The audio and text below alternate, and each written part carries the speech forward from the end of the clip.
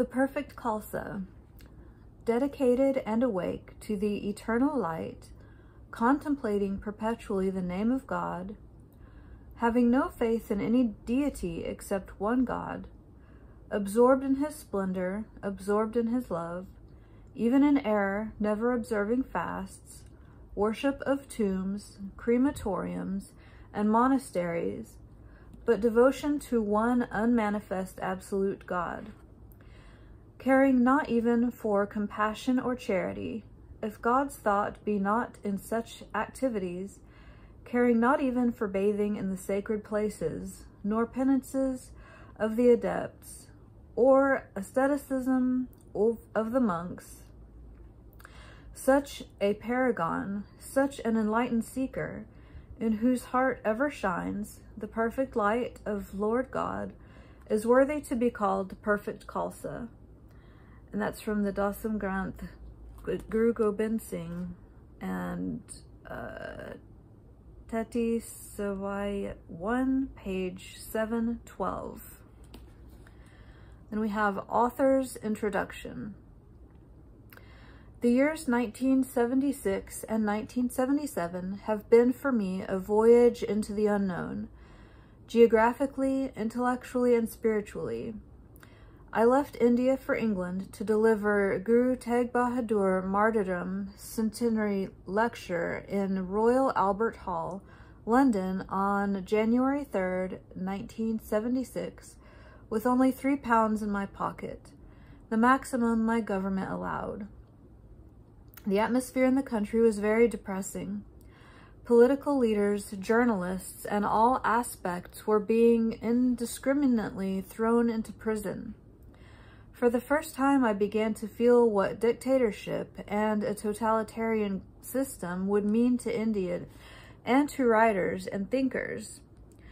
I considered this invitation a providential escape from the type of tyranny, the sufferers from which, particularly the descendants from communist countries and Chile, won my sympathy and support.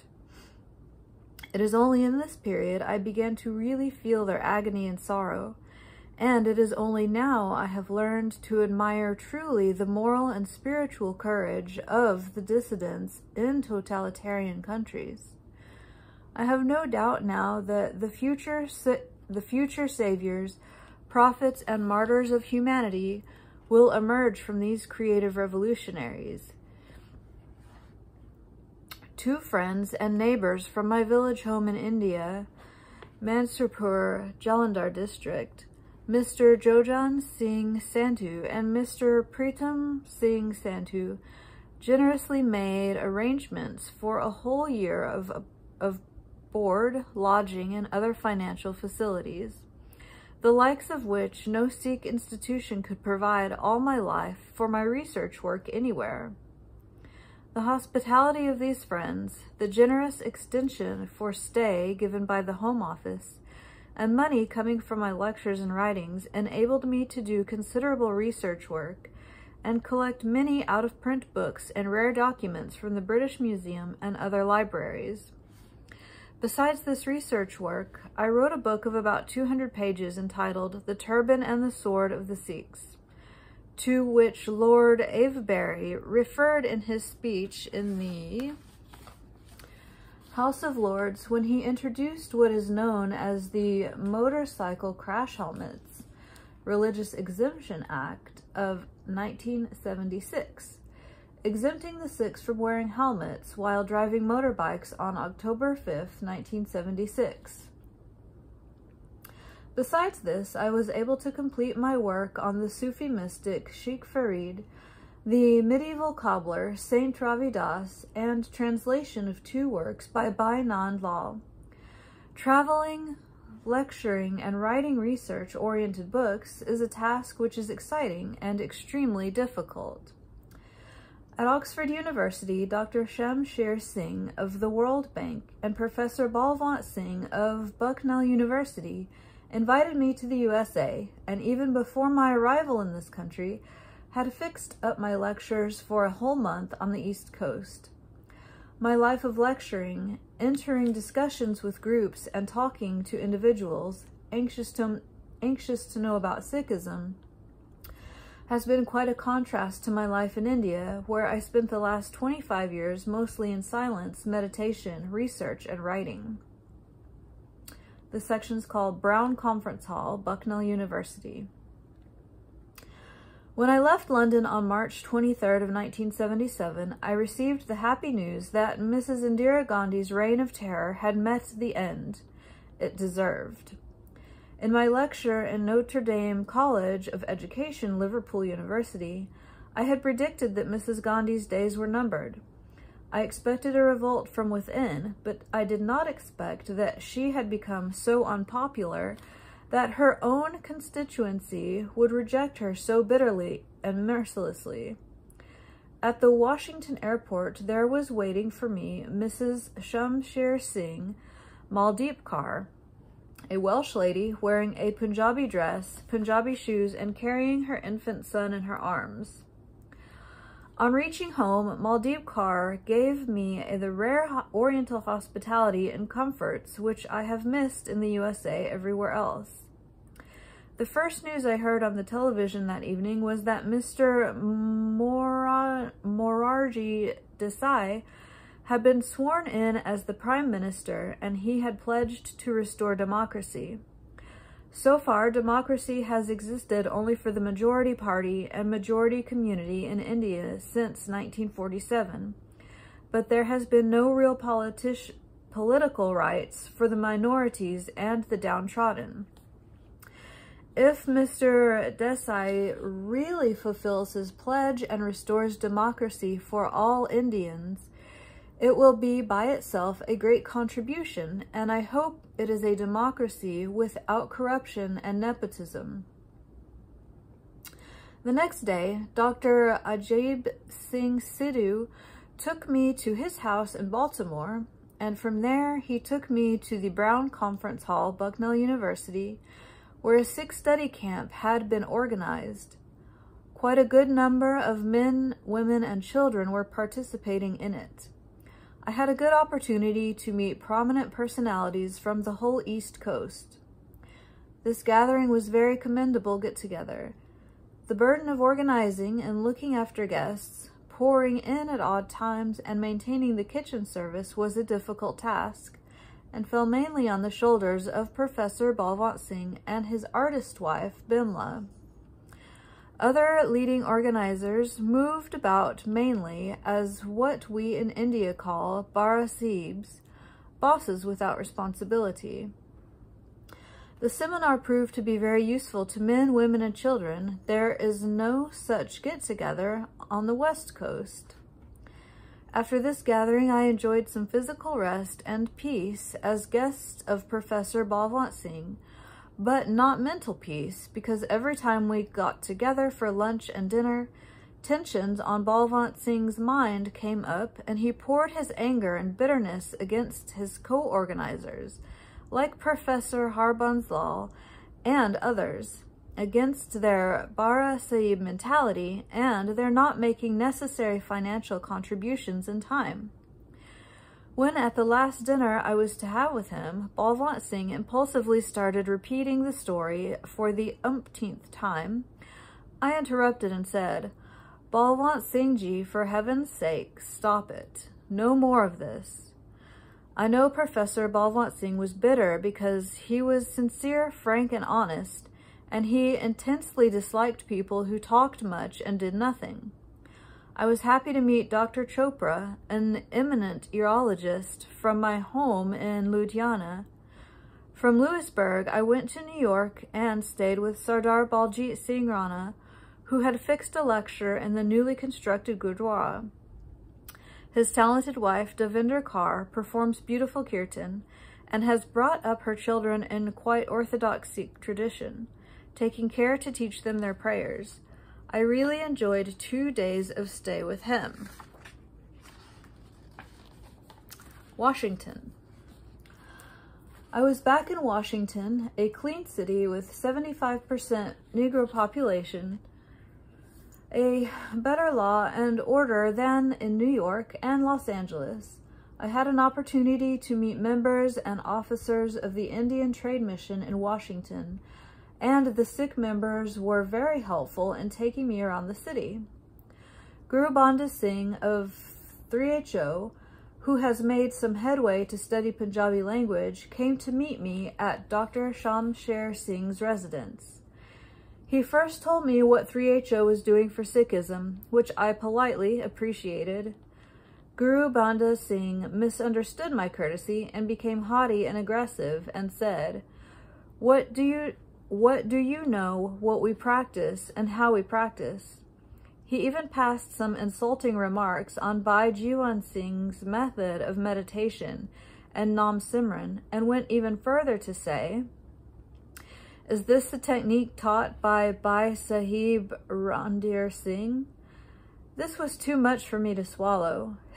He first insulted Bhai Jiwan Singh, a rhyme singer or ragi of Takat Patna Sahib. Then he started insulting Bhai Sahib Randir Singh's technique. I have never slapped anyone, but for once I felt like slapping this incurably arrogant man. But then I thought, this is the way his master has trained him. He had also expressed his fears that within a week of my arrival in the USA, many Americans who have left Yogi Bhajan must have come to me to complain against his excesses or about the inside working of 3HO. I reacted strongly and told him, Will you stop telling lies and talking all this nonsense? What the hell do you people know about Nam Simran or Bhai Sahib Randir Singh? Why do you people live in fear if you are all saints and khalsas? Why have you come to me at all? Get away from here. Do not dare to insult my friends and our revered saints. I do not know what you people are up to. I went to the other room, probably persuaded by Dr. Shamsher Singh, who was there. Guru Banda Singh came there and expressed regret. Guru Banda Singh probably phoned about his encounter with me, and to my great surprise, Yogi Bhajan flew from Los Angeles to Washington the next day and contacted Dr. Shamsher Singh in his office. He then came home with Shamsher Singh, expecting I would be there, but I had gone to Dr. Pabla's house, where the Sikh children of Washington had got together, and I was to address them. Among them were the clean-shaven grandchildren of our friend Gurmukh Singh Musafir, who could not speak Punjabi. Musafir's son, of course, was still a full-fledged Sikh. I enjoyed this talk with children for many hours. At about 9:30 p.m., Dr. Ajib Singh told me that Yogi Bhajan was waiting for me at Shamsher Singh's house since 4 p.m. He waited there up to 11 p.m., but I was able to reach home half an hour later. The next day, he sent Larry Singh early in the morning, and he had to wait for an hour before I could finish my work and leave. We met in what is known as Ahimsa Ashram of the 3HO. I was offered a chair while Yogi Bhajan sat on the mattress, looking sick and ailing. I have recorded the details of this talk in my USA memoirs. The closed-door talks, which lasted for about 3 hours, can be summed up thus. Yogi Bhajan was absolutely frank in what he said, and I believe every word of it. I asked him, Is Sikhism the core of his teachings of Tantric yoga? Which of these contradictory disciplines is his basic philosophy? To this question, he perhaps honestly replied that Tantra, white as he calls it, is his basic faith, while Sikhism is only an offshoot of his Tantric system. And there's a note there, number 1, and it says, The fact has been confirmed by Shakti Parwakar in the biography of Yogi Bhajan, quote, Returning to the States, the Siri Singh Sahib remained simply yogi to his students, and few of them ever thought of him as a religious leader in the traditional sense. He continued to teach about Sikh Dharma in an indirect way, molding the character of his students through yoga and meditation.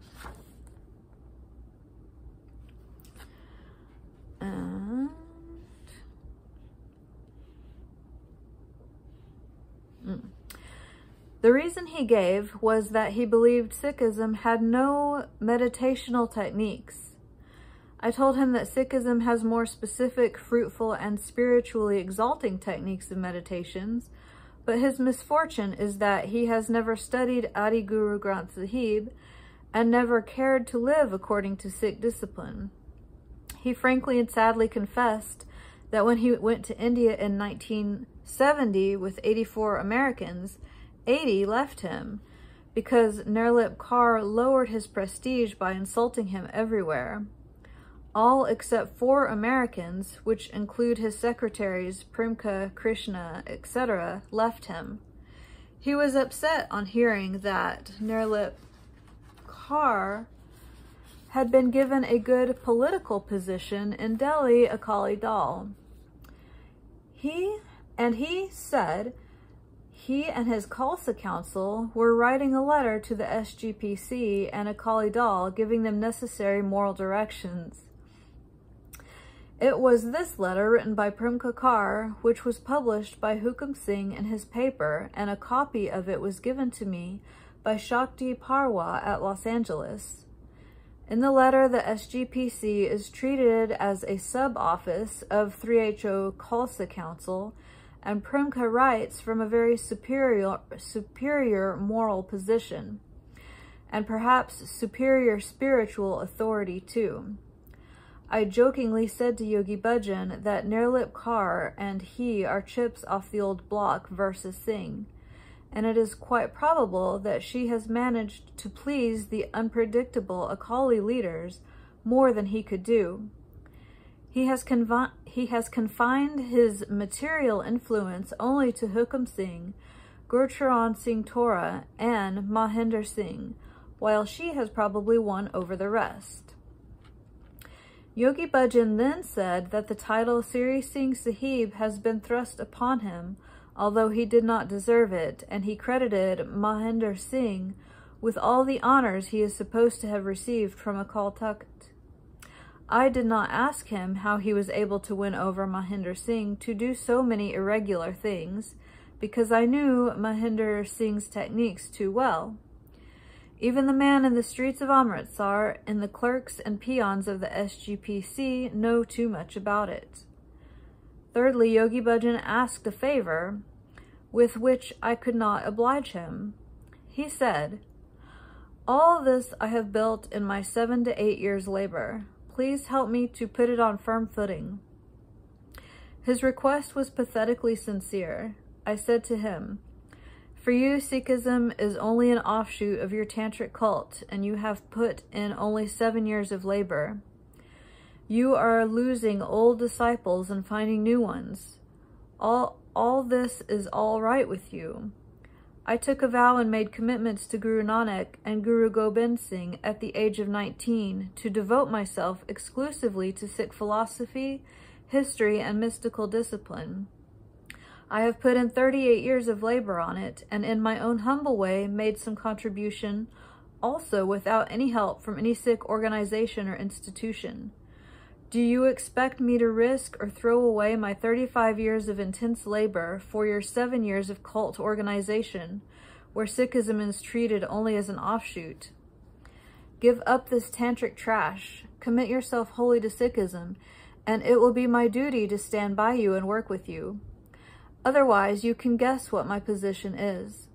I have not hesitated to take the risk of criticizing Akali Dal and the SGPC on many religious and political issues, when they throw principles and doctrines to the wind, and when they selfishly ignore even our political interest. So I find my doctrinal inaccuracy. I will write about it. That is my duty and moral responsibility as a Sikh writer and historian." At the time of this discussion, I could not believe that Yogi Bhajan had carried his tantric practices to the extent of insulting the gurus and doctrines. Dr. Shamsher Singh was there by the time the discussion ended, and we had lunch together. We met as friends with some differences, and we parted as friends with very great differences.